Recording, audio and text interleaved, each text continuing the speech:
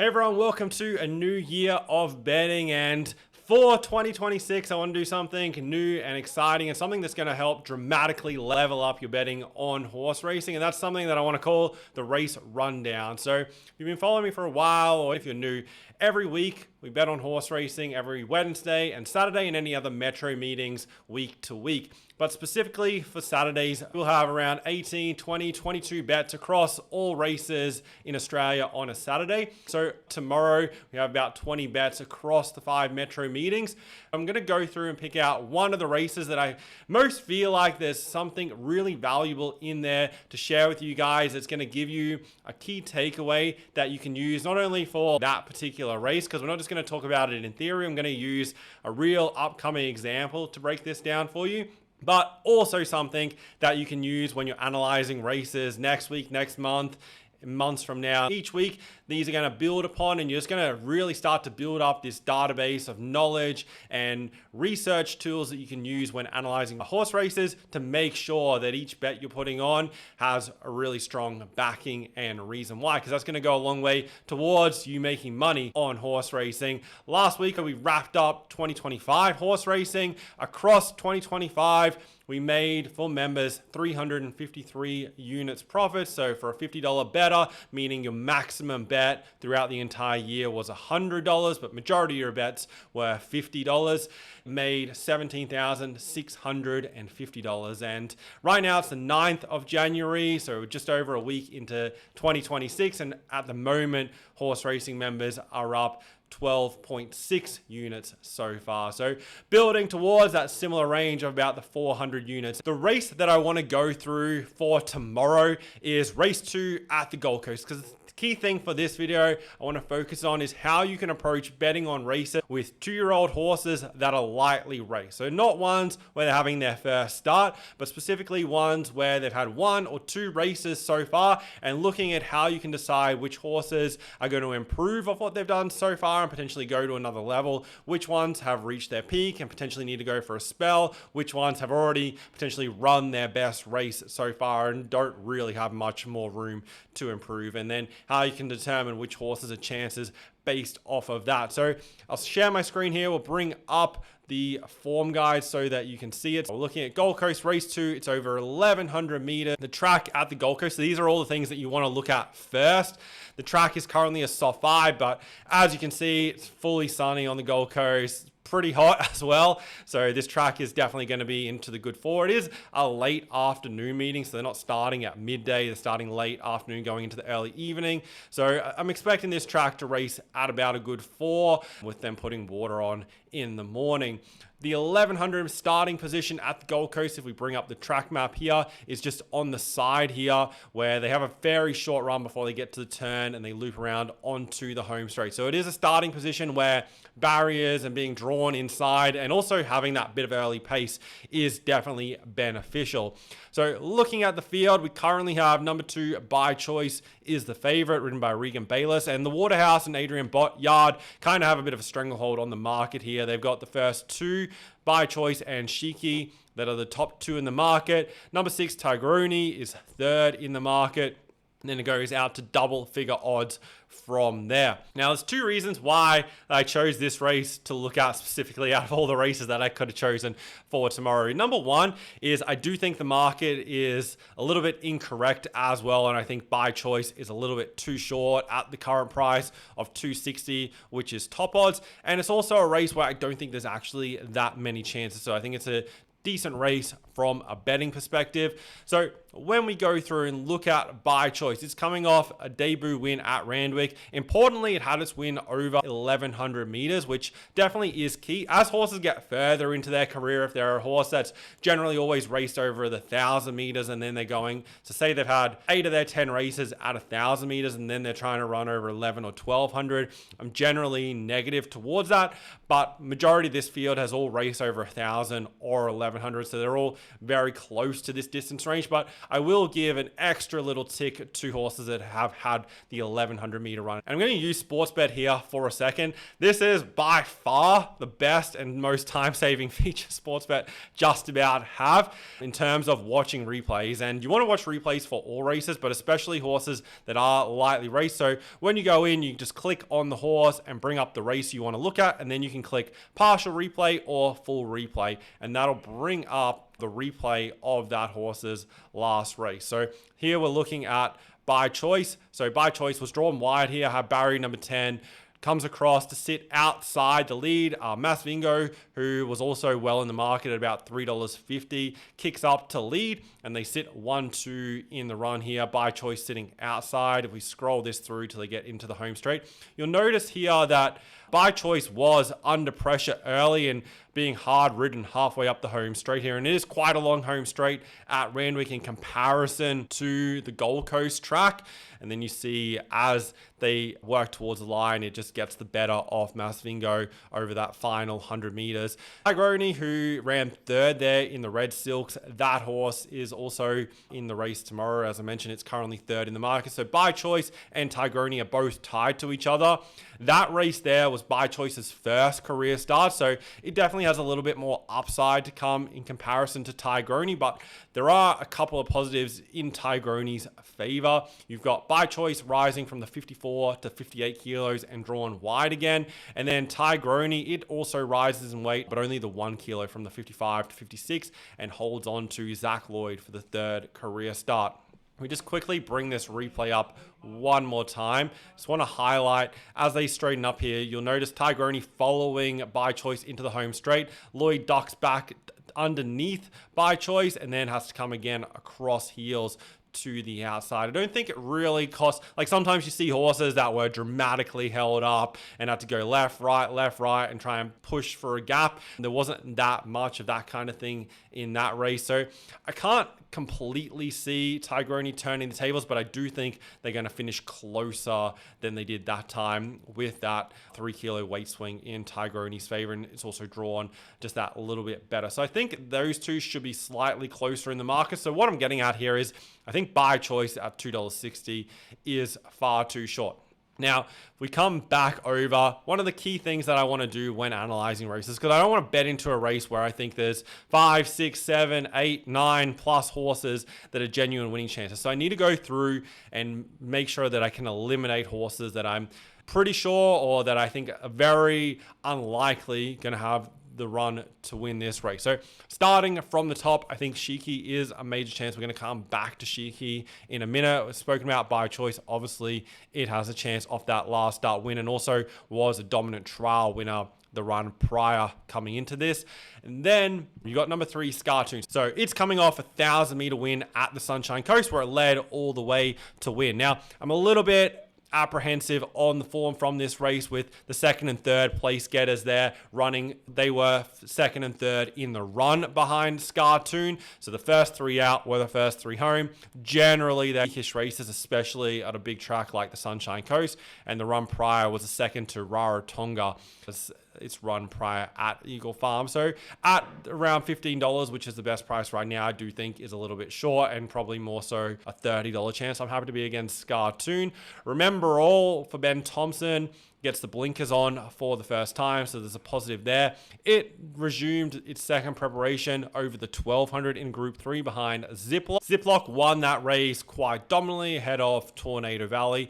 I just think with Remember All, the blinkers going on are going to help, but was back in a 1200 meter race. Now comes back in distance to the 1100 meters and didn't really make a ton of ground from the back. So from barrier 10, it's going to come in a little bit with a couple of scratching. So jumps from barrier 8 at this point.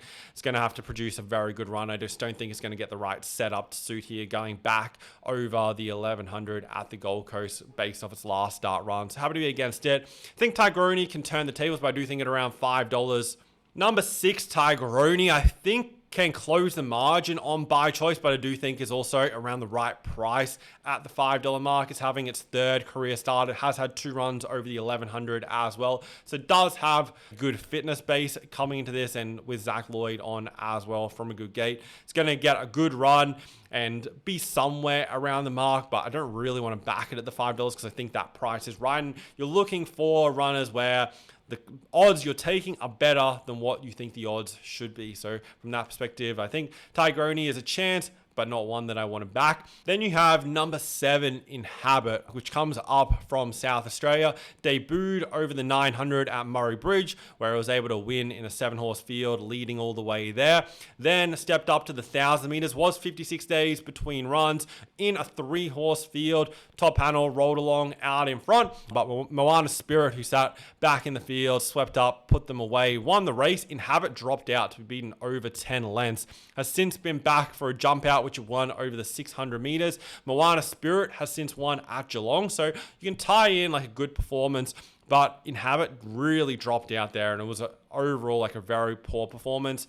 900 led all the way to win, couldn't run out the 1,000. I think from barrier 4 obviously gets a good run, but up to the 1,100 against a much tougher field as well. I think far too short at the $13, so very happy to be against it. I ran so far, debuted behind Lumbini, had the box seat in the run for Carl Wilson-Taylor, got up along the fence, but was just over a length off Lumbini. I do think at around the $26 is the right price for this runner. I would be definitely surprised if it were to win from barrier number 12, considering it couldn't win from barrier number 6, and with the run that it had last time, had just about everything fall into place in a race where there was quite a little bit of interference with Lumbini pushing out and interfering runners to the outside. But Lumbini is tied into Shiki, who's the number 1 runner, and so I ran so far is going to have to improve dramatically off that debut to win, and with the gate doesn't really get the opportunity to do that. Run Like a Girl and 10 Double Cool are both tied to each other. They ran 2nd and 3rd at the Sunshine Coast last time. Run Like a Girl, $81. I think that's a little bit of a drag on the 10 Double Cool, but there are positives with the 10. This run at the Sunshine Coast was ridden by Harrison Shaw, ran 2nd to Vanzady. And Double Cool was back in the field this day, had to zigzag its way through the field and only lost by a small margin. Gets in with the same weight here, but goes from Harrison Shaw to James McDonald and gets barrier number 1. So there's a huge amount of positives from the jockey change perspective, and it's going to get a really soft map, but potentially ends up 3 or 4 pairs back along the fence, just depending how well it gets out of the gates. So is likely going to need a lot of luck and also going to have to improve dramatically. With the jockey change, it has the potential to do that, but with the horse that ran 3rd in that race being $81 and Double Cool, it's one that I think the market doesn't really know what to do with. If you compare across multiple bookmakers, it's anywhere from $11 to $17. So I think we'll end up starting around the $15 to $17 mark, probably in that range, and can be around the mark, probably runs 5th, 4th at probably best if it gets the splits at the right time, but we'll need absolutely everything to go right. The Chris Corey Munt stable has been going really well the past few months. They've dropped off a little bit compared to what they were going at, but still performing overall well. And it's one you can't completely rule a line through like some of the others, but it's not one that I want to back either. Dora Johns ran 5th behind Lumbini in that same race last time. Definitely needs a lot of improvement to come off of that and has a tricky barrier, so happy to be against it. Think it should be longer. So off this, it really only leaves me with 4 runners that I think are potential winning chances. So it is close to being a betting race, and now we're looking to see, is the market wrong from any perspective? And Double Cool, I think, is around the right price, but can win with McDonald going on, but don't want to back it. Tigroni, I think, is also around the right price. So I really feel like where the difference in the market here is around Shiki and by choice. So looking at Shiki, it's had 2 career starts, one back in October, had 2 trials, both at Randwick, and then started $1.80 in the run at Randwick last start. This was back just before Christmas on the 20th of December. We watched the replay of this race, went really strong out in front and kind of just overdid it during those early stages. You see, has a wide draw, so has really good gate speed, which from a good barrier is going to be a significant advantage in the race tomorrow at the Gold Coast. Tim Clark takes his time to work his way across the field as we skip this up. And you see, really starts to put a margin on them. You've got War Woven in third, who was the winner of this race and also has since come up to Queensland and absolutely bolted in last week and beat Lumbini. So you can tie War Woven in with Lumbini, which ties in Shiki once again. But is really controlling this race up till about the 200 and then just really paddles this final 200 meters, which is definitely a concern coming up from the 1,000 to the 1,100, but I generally always like Waterhouse bot runners stepping up in distance. So you'll see there as they hit the line, Wool Woven about a 2-length win, and then Shiki 3 lengths away in third. So still not a bad performance. Was $1.50 out to $1.80, so there was a little push against extremely late there. That happened in the final 5 minutes or so with Shiki on that day. I'm happy to forgive that run. This race tomorrow, definitely the target as opposed to that first up run, and I think has a lot of upside to come off that. So for me, I have Shiki a lot closer to favorite than it currently is with the current market. Is drawn better in a race where there does look to be pace. Scartoon's probably going to go along pretty quick, and Habit's probably going to want to go forward from barrier number 4 as well. There's going to be pace in this race, that's for sure, and by choice probably wants to come across. So if Tim Clark can jump Shiki out of the gates like it got out last time, and there was a couple of other factors as well that might have contributed to the poor performance going into that last start and just potentially not ready first up. You also have Shiki, who did beat home Lumbini in a trial first start and then bolted it in its second trial, leading all the way over the 850. In this first trial over the 737, did take a sit and then went on by in this one as we pull it up. So it just traveled in behind Lumbini in the white silks there, the widest runner, and then went and ran past them over that final 150 meters or so, and then led all the way to win by a big margin in the latest trial. So off these last performances, really, really solid to give it an indication that there could be further upside to come from that first up run this preparation. Did just cling on to win at Randwick back in October, but as I said, this race is the target. I think Shiki is the one to beat at the current price. It's the way that I'd definitely be leaning on going. Tim Clark can kick out and hold a forward spot. He can let the pace go, and that's why I wanted to show that first trial as they rode it with the sit that day in behind and still let down. If someone wants to go really quick, then he can park in behind it. If the horse just wants to roll, he can roll along, and around the Gold Coast, it'll be a lot easier to lead and hang on as opposed to at Randwick where it was first up. And I think there'll be a dramatic fitness improvement going into this second up run. So that's my look at race 2 at the Gold Coast and how to approach betting on horses that are 2-year-olds that have only had the 1 or 2 starts and seeing which ones to improve. Make sure you subscribe, stay tuned, because I'm going to be posting these videos each week.